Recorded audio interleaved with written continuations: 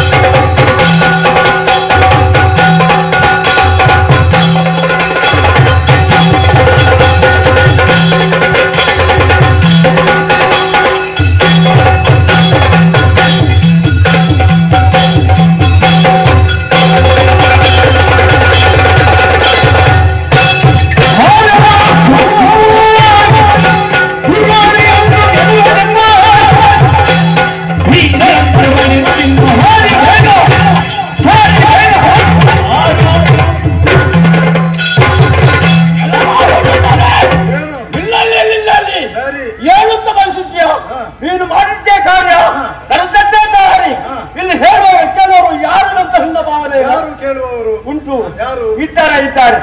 ಈ ಕಾಡು ನಮ್ಮ ತಾಯಿ ಇದ್ದಂತ ಕಾಡು.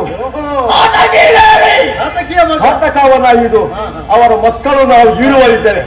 ಸುಮಾರು ಸತ್ತ ಒಬ್ಬ ಸತ್ತ ಹೋಗಿ ನಾನು ಹೌದೇನೋ. ನೀನು ಮಾರೀಚ ಎಲ್ಲಿಂದ ಬಂದವ ನೀನು. ನಮ್ಮ ತಾಯಿ ಪಾಪನವ್ವೇ ನನಗೆ ಹಸಿ ಆಗುವಾಗ ಬೇಕಾದ ಹಸಿ ಮಾಂಸವನ್ನು ತಂದು ಕೊಡ್ತಿತ್ತು. ತಾಯಿಯನ್ನೇ ಬುದ್ಧಿ ಬಿಟ್ಟ ಮುದುಕಿಯನ್ನು ದುಡಿಸ್ತೀಯಲ್ಲ, ನಿನಗೆ ದುಡಿಲಿಕ್ಕೆ ಸಂಕಟವ. ಬೇಕಾದ್ರೆ ಹೆತ್ತ ತಾಯಿಯಲ್ವೇನೋ. ಮಕ್ಕಳಿಗೆ ತಾಯಿಯನ್ನು ಉಳಿಸಬೇಕು, ಅದು ತಾಯಿಯ ಕರ್ತವ್ಯ. ಅದನ್ನೇ ಮಾಡಿದ್ದವರು, ತಪ್ಪೇನು ಮಾಡಲಿಲ್ಲ. ಹಾಗಾಗಿ ಹೇಳ್ತಾ ಇದ್ದೇನೆ, ತಾಯಿಯನ್ನು ಯಾಕೆ ಬಂದೆ, ಅವನು ಏನು ತಪ್ಪನ್ನು ಮಾಡ್ತಾರೆ.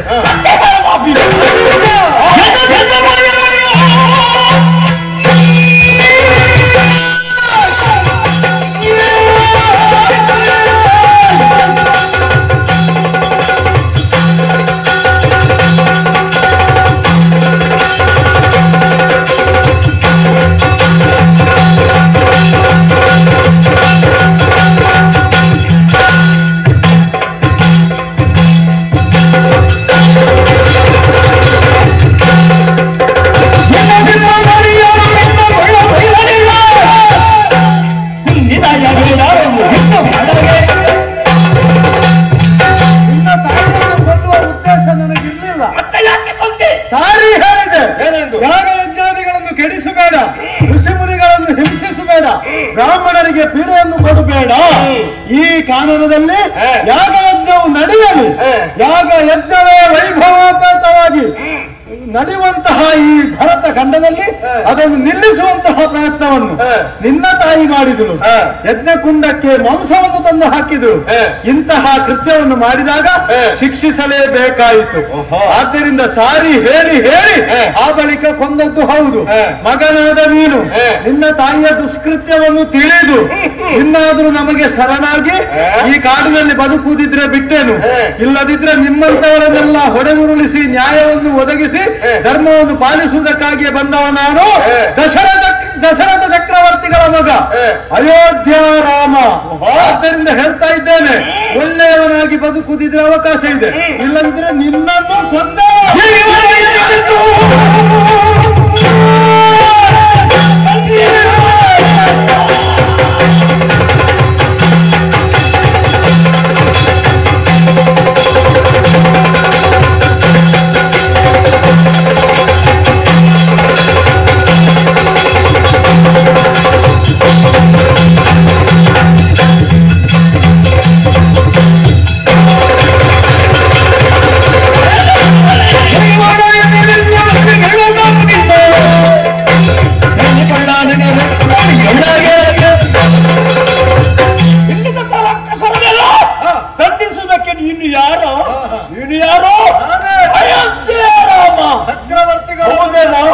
ಬ್ರಾಹ್ಮಣರು ಮಾತ್ರ ಯಾಗಕ್ಕೆ ಬೇಕು ಬೇಕಂತ ಯಾವುದು ಬೇಕೋ ಅದನ್ನು ನಾವು ತಂದಿರ್ತಿದ್ರು. ಅದಕ್ಕೆ ಬೇಡದ ವಸ್ತುಗಳನ್ನು ತಂದು ಸುರಿಯುವುದು ಅದು ನಮ್ಮ ಕೆಲಸ, ಅದು ನಮ್ಮ ಜಾತಿ ಸ್ವಭಾವ. ಅದನ್ನು ಖಂಡಿಸಿದವರು ಇದುವರೆಗೆ ಯಾರು ಇಲ್ಲ. ಖಂಡಿಸಿದವರು ಮಾತ್ರ ಇದ್ರೆ ಅದು ನೀನು ಮಾತ್ರ. ಹೌದೇನೋ? ನಾವು ಯಾರು ನಿನ್ನ ಊರಿಗೆ ಬಂದು ಏನೋ ಅನಾಹುತ ನಾವು ಮಾಡಲಿಲ್ಲ ತಾನೇ. ಊರು ನನ್ನದೇ, ಕಾಡು ನನ್ನದೇ ಆಗಿರಬಹುದು, ಆದ್ರೆ ನಮ್ಮನ್ನು ಕೇಳುವ ಹಕ್ಕು ನಿನಗೆ ಇಲ್ಲ. ನನ್ನ ತಾಯಿಯನ್ನು ಯಾವ ರೀತಿಯಾಗಿ ನೀನು ಕೊಂದಿದ್ದೀಯಾ? ಸತ್ತು ಹೋಗಿದ್ದಾಗ ನನ್ನ ತಾಯಿ ಅವಳ ಆತ್ಮಕ್ಕೆ ಶಾಂತಿ ಸಿಗ್ಬೇಕು, ನಿನ್ನ ಕೊಲೆ ಆಗ್ಬೇಕು, ಅದು ನನ್ನ ಕೈಯಲ್ಲಿ ಆಗ್ಬೇಕು. ಸಾಯ್ಲಿಕ್ಕೆ ಹೊರಟವರನ್ನು ಏನು ಮಾಡ್ಲಿಕ್ಕೆ ಆಗುದಿಲ್ಲ.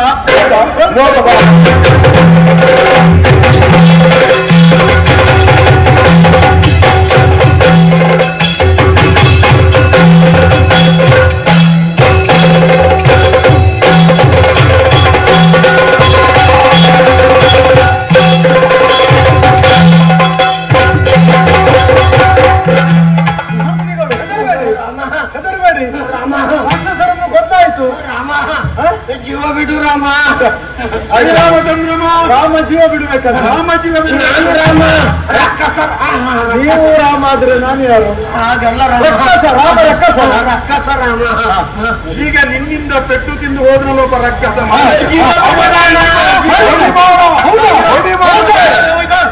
ಜಾತಿಗೆ ಜಾತಿ ಹಾಗೆ ಅಂತ ಹೇಳಿದಾಗೆ ಈ ಬ್ರಾಹ್ಮಣರು ನಮ್ಮ ಜಾತಿಗೆ ಇವರು ನನಗೆ ಭಯ ಆಗುತ್ತದೆ. ಜೀವ ಬಿಡು ರಾಮ.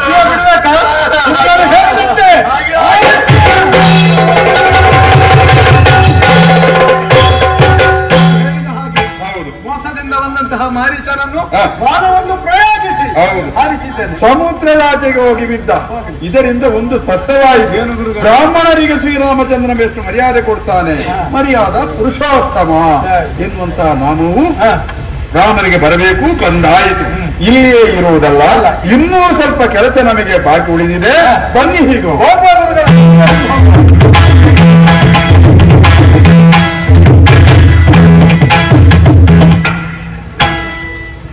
ಬಂದು ನೆರೆದಿರುವಂತ ಯಕ್ಷಗಾನದ ಅಭಿಮಾನಿಗಳಿಗೆ ನಮ್ಮ ಮೇಳದ ವತಿಯಿಂದ ಧನ್ಯವಾದವನ್ನ ಸಲ್ಲಿಸ್ತಾ ಇದ್ದೀವಿ. ಅದೇ ರೀತಿ ಇಂದಿನ ಸೇವಾಕರ್ತರಾದಂತ ಶ್ರೀ ನಿರಂಜನ ಸ್ವಾಮಿ ಅನುದಾನಿತ ಪಾಲಿಟೆಕ್ನಿಕ್ ಇದರ ಪ್ರಾಂಶುಪಾಲರು ಹಾಗೂ ಸಿಬ್ಬಂದಿ ವರ್ಗಕ್ಕೆ ನಮ್ಮ ಮೇಳದ ವತಿಯಿಂದ ಧನ್ಯವಾದವನ್ನ ಸಲ್ಲಿಸ್ತಾ ಇದ್ದೀವಿ.